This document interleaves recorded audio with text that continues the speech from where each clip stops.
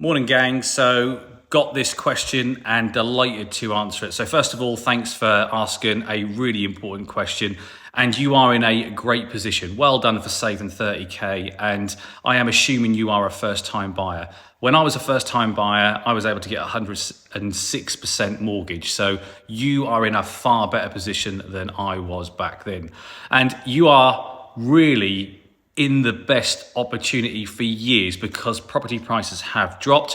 First time buyers are like the golden goose for sellers at the moment because they have no chain, and the risk of chains breaking are huge at the moment. So use your position to your strength. You don't know how strong of a position you are in, and you can ramp up that deposit by using a lifetime ISA. They're free to open. You can put up to £4,000 in a year, and the government will give you £1,000 on top of that to go towards your deposit. And if you own your own home, you can use it for stocks and shares. But back to this question.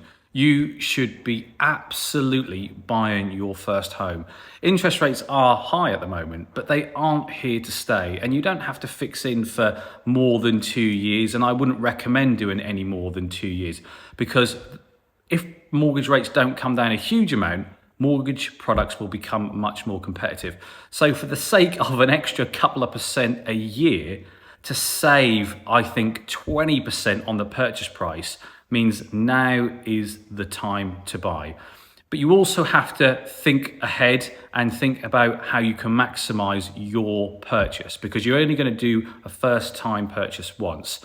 So don't just buy a home to live in. Don't go and buy a brand new build.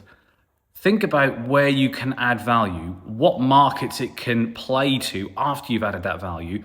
And if you can't sell, who could you rent that to? And if you just start to ask those questions, all of a sudden you will filter the best deals. So adding a bedroom is one of the best ways to increase the property value. So if you're buying an older property and you can add a bedroom by moving the kitchen into the diner to give a kitchen come diner, that's a great way. And the basics of refurbishing the bathrooms and the kitchens, again, make it much more appealable. And think about then who's going to be buying it. You know, are there schools near it? Is there off-road parking? Is there a garage? A 3-bedroom home is a family home. Who could you rent it to? Are families going to want to live in that area? Could you rent it to professionals? Could you rent it to students? All of these things. And even though your intention is to live in it, there is no harm in thinking ahead for possible exits should anything change or you want to sell and or refinance.